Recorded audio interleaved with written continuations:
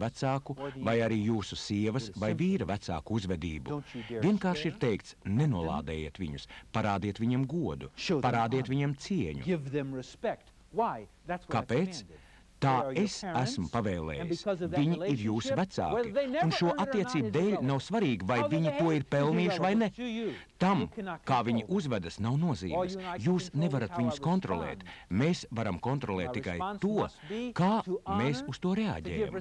Un man ir jāatbild ar godu, man jāparāda cieņa. Šie vārdi ebreju un grieķu valodā vecajā un jaunajā derībā nozīmē augstu cienīt, augstu vērtēt, cienīt, godāt.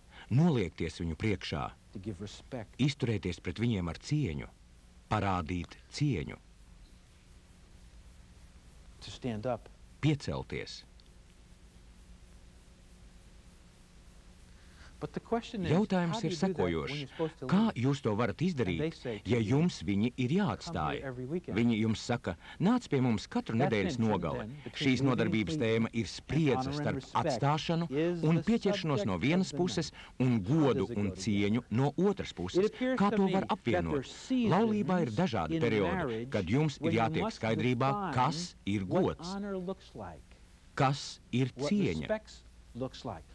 Galu galā tā ir laulātā pāra došanās pie vīra vai sievas vecākiem. Es esmu atbildīgs par to, lai tiktu parādīta cieņa un gods maniem vecākiem un gods un cieņa manas sievas, Darlīnas vecākiem. Kā es to daru, tas nav viņu pienākums, tas ir mans pienākums. Tas ir manas sievas pienākums. Atgriezīsimies nedaudz pagātnē, pirms es apprecējos. Pirmā fāze.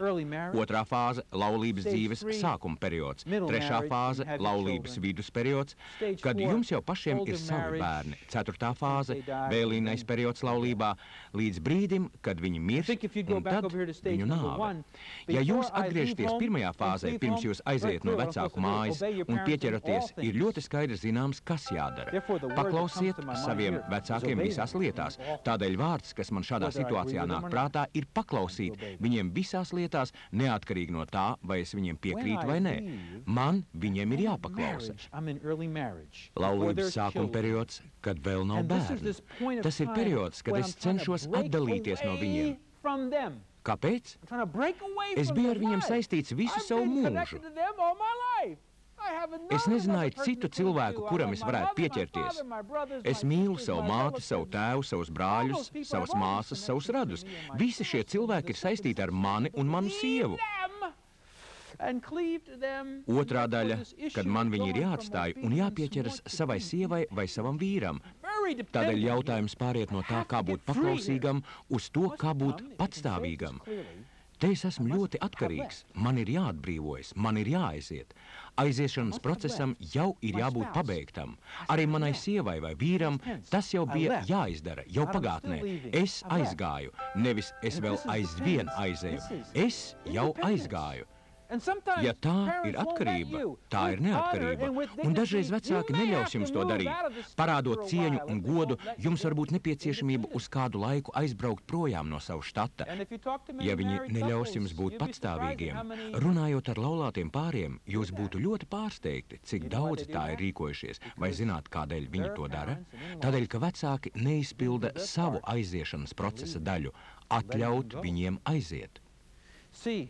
Tad, kad jūs audzinat savus bērnus, jūs esat atbildīgi. Tajā brīdī, kad jūsu dēls vai meita aiziet no mājas, tas kļūst par viņu pašu pienākumu. Tā ir kontroles joma. Iet šajā virzienā un vēlēties būt neatkarīgam no kontroles, taču tajā pašā laikā parādīt cieņu un godu. Tas ir konflikts starp kontroli un neatkarību. Šī atkarība un paklausība. Laulības dzīves sākums, vēl nav bērnu. Atbrīvojieties. Pēc tam laulības dzīves vidusperiods, kur jums jau piedzims savu bērni, ja Dievs ar viņiem svētī jūsu ģimeni. Vecumā no 25 gadiem līdz 45 gadiem jums ir bērni. Pēkšņi lietas mainās, un jūsu vecāki, un jūsu sievas vai vīra vecāki kļūst par vecākiem. Viņi aizmirst, kas jūs esat. Tad pēkšņi viņi izņem jūsu fotogrāfijas no saviem maciņiem un kabatas portfeļiem, un to vietu ieņem dažādas mazbērnu fotogrāfijas. It kā jūs nekad nebūtu dzīvojuši. Viņi grib redzēt mazbērnus pat vairāk nekā jebkad gribēja jūs redzēt. Atvediet viņu pie mums, mēs viņu paņemsim. Atbrauciet viņai pakaļ rītvakar, tagad paņemiet viņu atpakaļ uz mājām. Te ir pārēja no atkarības uz neatkarību. Taču tad, kad šī neatkarība tiek atbrīvota, tad vidū nostājas savstarpēja atkarība. Tas ir tad, kad jums ir sava atsevišķa ģimene. Tagad jūs būsiet kopā, taču kā atsevišķas ģimenes, nevis vēl aizvien kā viens no mums, savstarpēji atkarīgi. Savstarpēji atkarīgi. Tas ir laiks, kad laulātais pāris atdalās no savas sievas vai vīra vecākiem. Laiks, kad viņi kopā ar saviem bērniem beidzot izveido paši savas mājas. Pēkšņi parādās pavisam jaunas tradīcijas.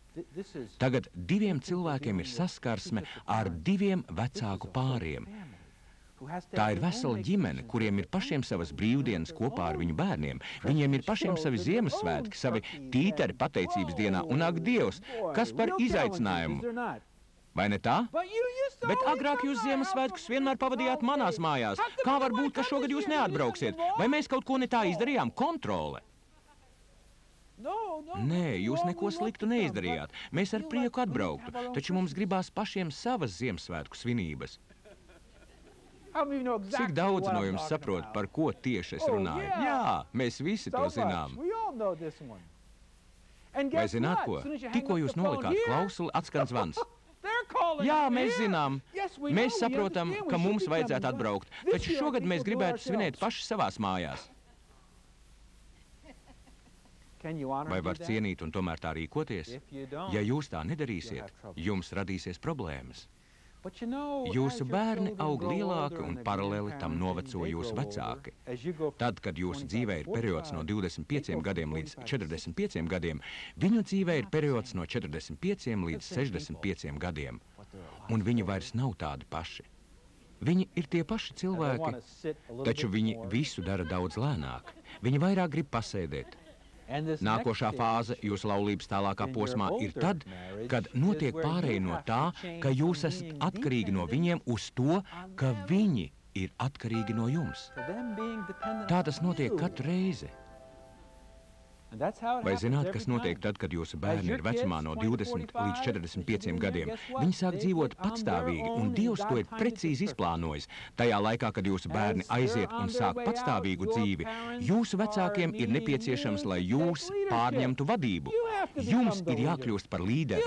Jums ir jākontrolē notiekošais. Mamu, tu to nedrīksti darīt. Mamu, tici man. Mamu, to nevar darīt. Tu nevar iet slidot. Tev ir 83 gadi.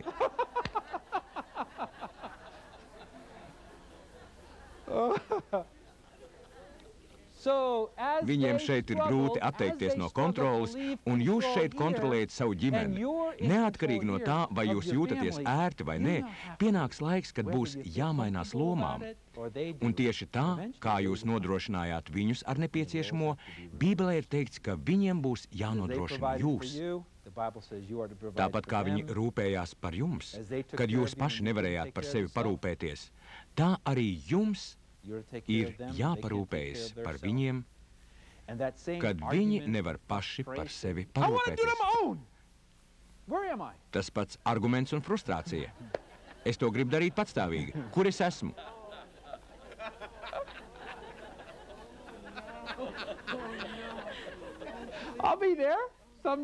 Kādu dienu es tur būšu. Dažas dienas es jau tur esmu. Tas ir jautājums par kontrolēšanu. Pilns ciklis apiet visu apli. Un tad, kad jūs jau esat veci, jūsu vecāki ir jau Dievu valstībā, divāns jums liekas ļoti ērts.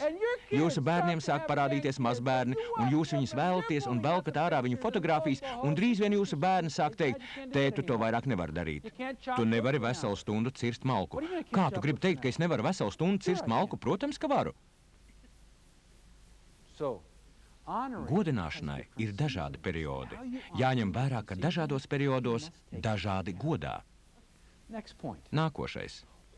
Kas jautājumā par godināšanu vai cieņas apliecināšanu nemainīgi rada problēmas? Ja ar vīra vai sievas vecākiem ir problēmas, tad tā ir viena no 5 problēmām.